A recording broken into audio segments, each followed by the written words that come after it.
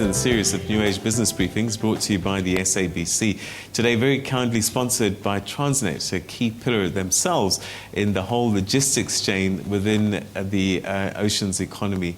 Now, we've been talking to panelists here, and also we've heard from a few voices on the floor and even some young people that are involved in careers in the oceans economy. But I'd like to get a sense of the room in terms of some of the private sector's involvement. And we have a gentleman who's the president, I think, of the Shipping Association. If you could stand up, sir, just say your name, and I just want to get a sense of what the Shipping Association does and your view of the oceans economy and where we're going. Good morning. I'm Peter Besnard, CEO of the South African Association of Ships Operators and Agents. We represent all shipping lines, vessel agents, basically take up the fight against many of the panel that are sitting there. But if I may say, I've been to a number of workshops now involving the PAKIZA discussions and what have you. And I think there's many young people who are pinning their hopes on the success of Operation PAKIZA, because the shipping industry is vast. It offers many opportunities. But I think things, and if I might say, Peter, I think you've done your homework by the questions that you're asking. I think the progress is very slow. I've heard this in Saldanha, I've heard it in Cape Town. If I go to Johannesburg, it's the same questions that are asking what's happening with PAKIZA. Yes, there's been a number of workshops that, as I say, I've been to. We participated, but there's not much feedback coming out of it. So what do you think? What do you think is holding things back, and what do you think needs to be done? I don't think there's the kind of drive that's necessary. Somebody needs to take, if you want to, the bull by the horns and really get things moving. I think it's far too slow a process. If we're moving, at this pace. If you look at the matriculants that are coming out every year, there's thousands, and those are all youngsters that we have to find jobs for. So I think somebody really needs to look at the big picture and realize and aim for exactly what PAKIZA means. Okay. All right, so I think we've got Mr. Maharaj, who's a tugboat builder. Where is Mr. Maharaj? Okay, if I can get a microphone to you. So, I mean, this is quite a specialized thing that you do. And I'm wondering, A, how you got into it and how others can get into this. And is Transnet supporting your business? Because without them supporting you, I guess you don't have a business. Good morning, everybody. Thank you very much. I am, by the way, not a marine engineer by qualification. So marine engineers, besides fixing ships, we also build ships. Right. I come from a finance background, and I'm an entrepreneur. We got into the business because of government's policies. Government says we need transformation of the maritime sector. So we as a black empowerment company saw the opportunity to acquire a shipyard and get involved in the sector. Secondly, you're rightly so, we cannot exist without Transnet for two reasons. Number one, we live on Transnet property. All port land belongs to Transnet. So without Transnet giving shipyards like ourselves and others leases, we won't be able to have successful shipbuilding companies. And secondly, Transnet supports us by giving us projects to do. So as Richard had mentioned, we are currently executing a 1.45 billion rand contract for Transnet. It's the single largest shipbuilding contract placed locally so far. So we're very proud of to be the recipient of that project. But more importantly, we are very happy about Transnet's commitment to build locally, to localization, because very easily you can be very price sensitive and go to the cheapest corner of the globe and build these vessels. But Transnet says, no, we need to industrialize. He's talking about the fifth revolution. Okay. So yes, that's our involvement with Transnet, and not in Transnet, but the other state-owned enterprises that are also deciding to procure their vessels locally. All right. Okay. Fantastic. Thank you so much, Mr. Maharaj. There's another shipbuilder, I think, that's on this side. If you could put your hand up, we'll get a microphone to you.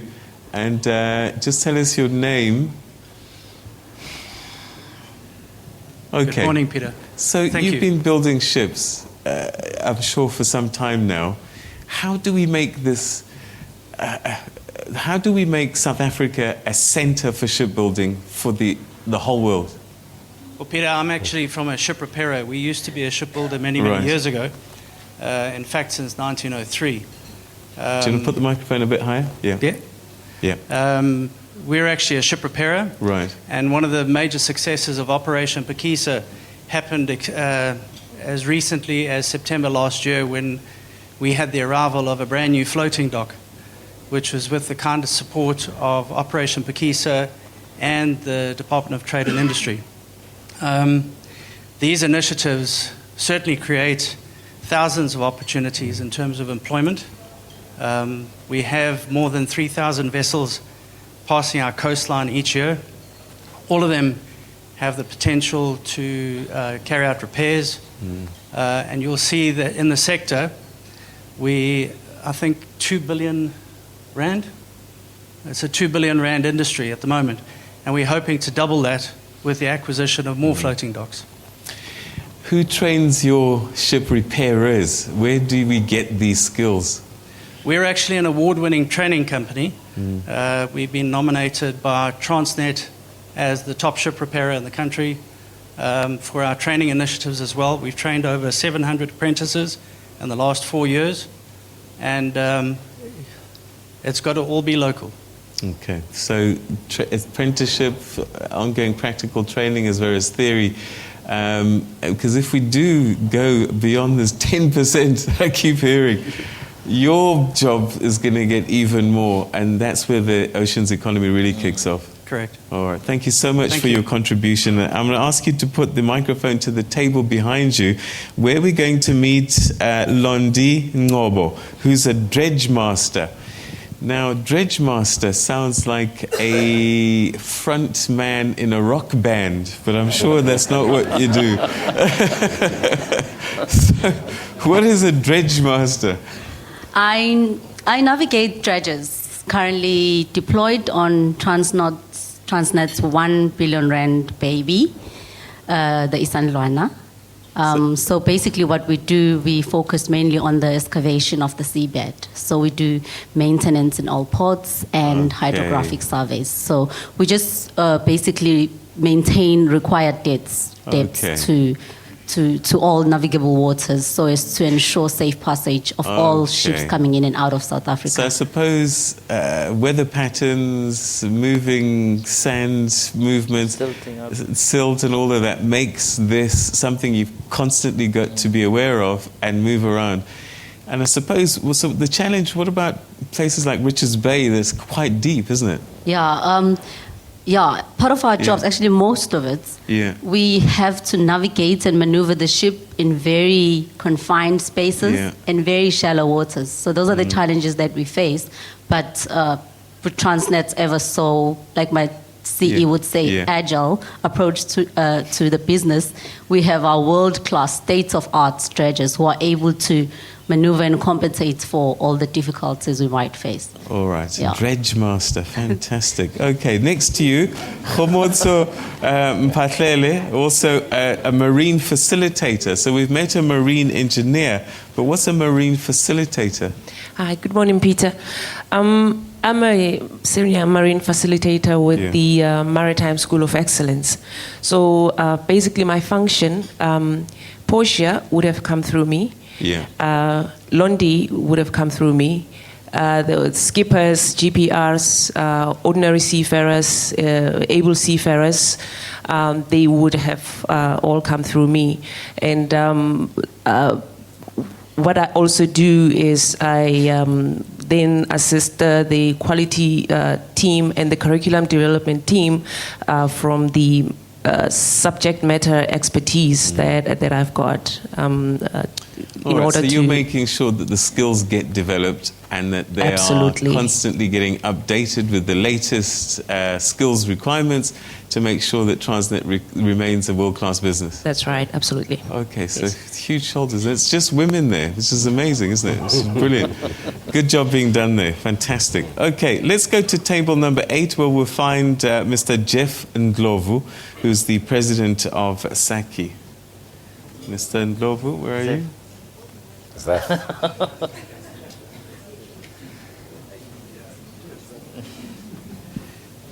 Thank you, Chair. Chair, it's not a question, but it's really an explanation to the question raised earlier on. What does Transnet do in terms of developing people in the rural areas? I think a specific area he cited was Nkandla. Transnet has, for the last 20 years, been a full supporter monetarily of the J.G. Zuma Education Trust, where we develop basically high school kids as well as tertiary students in the greater KZN and in other areas. On the 29th of December, we had a big celebration in terms of the graduation that took place. So over and above the investment that we are doing, market demand strategy, we are also developing people, and we are concentrating mainly on the outskirts of our country, making sure that we keep the economies of our rural areas live. Thank you. Good to hear. Thank you very much indeed. Table number 12, Thokozani Mkhize. Thokozani, where are you? There we go. I'm here. Thank you, everyone. Good morning, everyone. My question is that oceans economy in South Africa is currently crawling. So how can we disseminate it to the SADC region before we unlock the economic potential for our country? And in that, the other thing I need to know is that how many jobs have we created thus far, as from August the 15th when we launched it, and what percentage have been contributed into the GDP? Also, how many ships have been built? Because the other thing is that the motto for Ocean's economy was that we are doing our business unusual. And I just want to know that as Transnet, what have you done as business unusual to promote Ocean's economy for South Africa? Thank you. Very interesting. I hope you made a mental note, gentlemen. I'm going to take one more. Ryan Reddy, who's on table number 15. Ryan Reddy. Program Director, it's Rajan Reddy. Not a problem. Okay. That's fine. I think when it comes to radical economic empowerment, I think we have a stalwart there on the stage by Themba Gwala. We've been part of this program director for 21 years, so the Port of Durban was actually the initiator of this radical empowerment. So that is exactly, I can tell you some other time, what is the difference between mentorship program and your procurement program, what's failing with the procurement program, and why the mentorship program that the Port of Durban initiated, and why was it successful. And just my other question was, when I was in bunkering, one of the things that hindered the of bunkering was the port tariff for vessels that was coming into the port just to receive bunkers. And that's what steered a lot of vessels away from Cape Town. So Cape Town lost a lot of vessels coming into the port just to bunker. Thank you. All right, so what we're going to do, gentlemen, because we've run out of time, I'm going to now ask you to give your final thoughts. But in your final thoughts, please incorporate the questions that have been raised by our last two questionnaires. So I'm going to finish with you. I'm going to start with you, Kwezi. Your final thoughts, and if there's anything you want to comment on what you've just heard, please do so. Thanks again, Peter. I think I would like to focus my attention to the question about SADC. I think that as South Africans, when we're having conversations about unlocking something in Africa, we're always quite comfortable, and rightly so, by imposing our own South African lenses. Legal lens, risk lens, opportunity lens, and so forth. I think that the point that was made by the speaker who asked this question about SADC, she was quite emphatic on what it is that we're doing differently. And I think that our institutions, including Transnet at times, when we do due diligence for the purposes of identifying opportunities on the continent, we fail or we disconnect with the reality that is found in some of the institutions that we either wish to acquire or that we wish to do business in. We almost always disconnect with the reality of the absence or different legal frameworks that exist to regulate the kind of sectors that we want to go into. I think going forward, I think we all need to be quite enthusiastic in changing our own mindset to be far more accommodative of the realities that we find in the rest of the continent. Okay. And the continent is not really that much helpless. It does have its own ways of doing things. It's a question of continuously seeking to make the necessary connection. Fantastic. Mike Hawes, you have literally 30 seconds. Yeah, I think just to answer the lady, we've done a lot of work in getting alignment of ministries sorted out, the taxation of maritime industries and people involved in maritime business. I know it's a long story. The next 2 years, I really believe, will be a watershed for South Africa. And 5-year plans repeat themselves again and again. If you just look at Korea as a history, you will see how many 5-year plans South Korea has had. Thank you. Fantastic. Mr. Gwala? Thanks, Peter.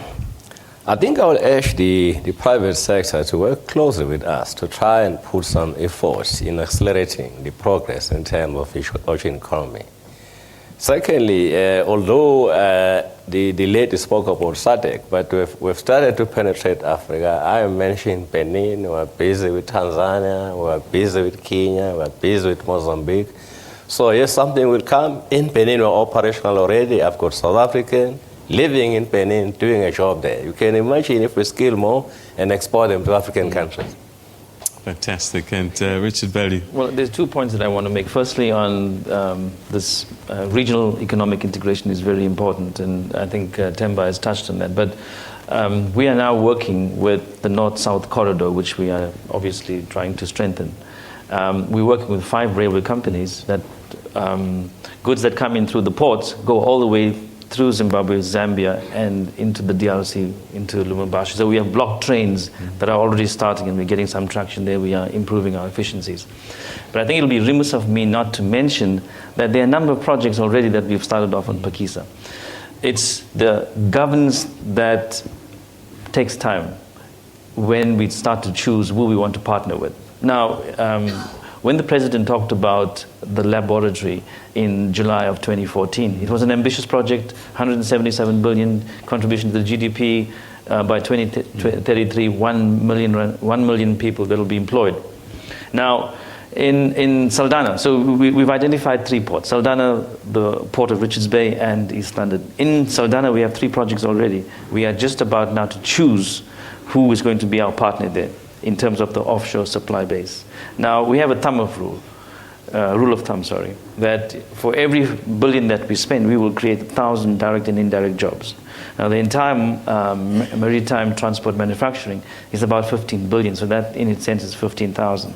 But we don't actually consider what happens when you construct that. So we had to construct a quay wall, a Moscas pier for rig repair. We've got about 100 rig repairs that are exploring for oil and gas on the western seaboard in the Atlantic. So they need to be repaired, those rigs. Shipbuilding as well. We are now looking at putting out an RFP, or we're just about to choose someone to build a floating dock for the port of Richards Bay. And all our other ship repair facilities in the Port of Cape Town and the Port of Durban. We are also just about to choose a successful bidder for our cruise terminal here in the Port of Durban, like we have in the Port of Cape Town. So a number of things are happening, and that would be sort of communicated with. We look forward with much anticipation and excitement for those in Nkandla and other places for the future that this oceans economy has to hold. But gentlemen, thank you very much indeed for shining a bit of light on this, and let's just hope that the pace picks up and a lot of energy goes into the various areas of potential. For you at home, thank you very much for joining us and being part of this conversation, as I thank my studio guests here as well that have contributed to this conversation. Look into the oceans economy, see where you can fit in, huge opportunities, and if we all do it together, we may just do something amazing. Have a great day, everybody. Bye-bye.